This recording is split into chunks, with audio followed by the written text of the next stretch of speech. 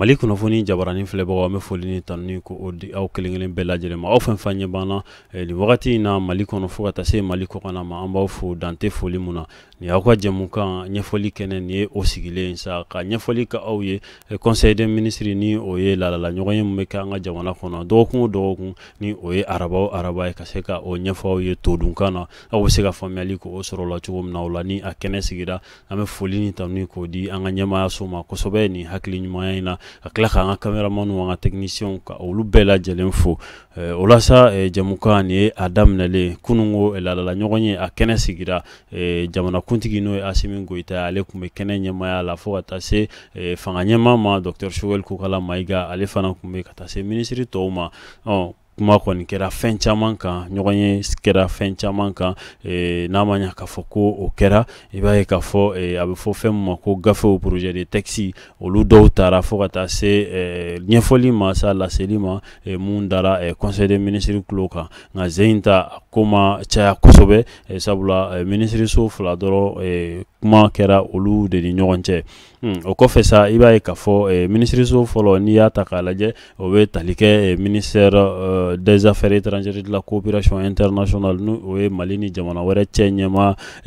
ministreso ye o ɲɛmaaba ye Abdoulaye Diop ye yen kɔni sa a yirala k'a fɔ ko tigɛnɔ kɔni bilala sɛbɛn na ni o ye wariko gafe ye ni a kɛra an ka jamana kɔnɔ Bamakɔ yan nɔ janvier kalo tile 27 san 2023 sa o tigɛnɔ bilala gafe mun na sa o bɛ tali kɛ juru la juru mun ni a bɛna don an ka jamana la juru in yɛrɛ kasabi wari musaka in kasabi bɛ t'i jɔ fo miliyari 23 CFA wari ani miliyɔn 38 na o la sa ni wari kasabi a bɛna don mun da fɛ wulikajɔ min ni a bɛ diɲɛ bɛɛ lajɛlen na an bɛ don min na i ko bi ni a bɛ fɔ a ma ko changement climatique bayɛlɛmali an ka kungow ni yɔrɔ caman na jidaw la yaasa ka se ka fɛɛrɛ ni dabali sigi sen kan ka se ka nin ko ninnu kɛlɛ ka bɔ an ka jamana kɔnɔna la yan nin wari kasabi musaka a bɛna don yɔrɔ fila la sa yɔrɔ fɔlɔ ni o ye Kulukoro région ye fo ka taa se Yanfoyila cercle ma yaasa ka se ka yen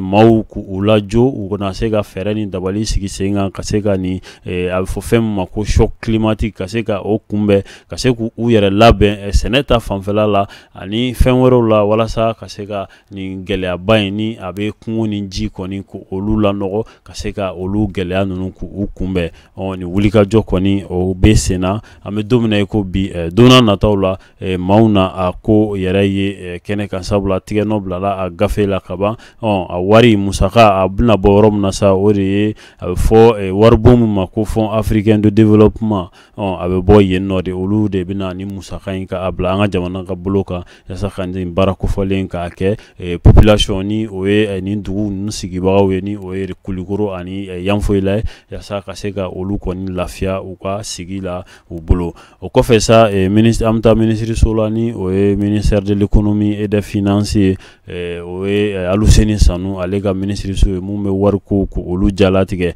jamana musaka ko olu jalatigɛ yen nɔ sa a yirala k'a fɔ ko Mopti ani Sevare goudron kɔni bɛna da goudron mun hakɛya bɛ t'i jɔ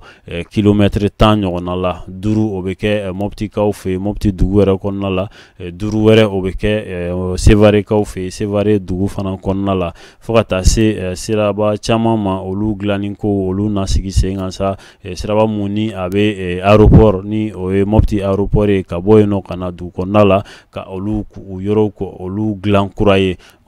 ni kumakan kɔni ni lasera ni projet de texte in taara décret taara sa yaasa ka se ka nin baara ninnu k'u kɛ baara ninnu bɛna kɛ entreprise mun fɛ sa o de ye entreprise EGK ye entreprise EGK ka se ka nin musaka ko ninnu o bɛɛ lajɛlen jalatigɛ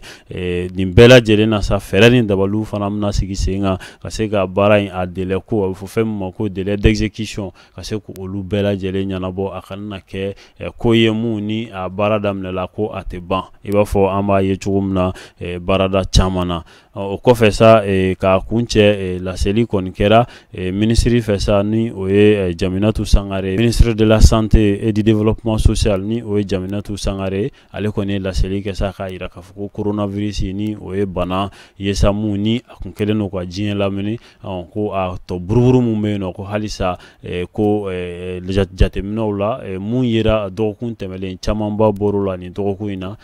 président kɔni ni o ye Asimi Goyita, ale kɔni y'a yira k'a fɔ ko maaw k'u hakili to lakana fɛɛrɛw la halisa don n'a nataw la yasa bana in a bɛɛ lajɛlen na se ka ban cogo min na. O la sa nin bɛ dan sigi an ka bi ɲɛfɔli la ni o ye conseil des ministres ɲɛfɔli ye a k'an bɛɛ diɲɛ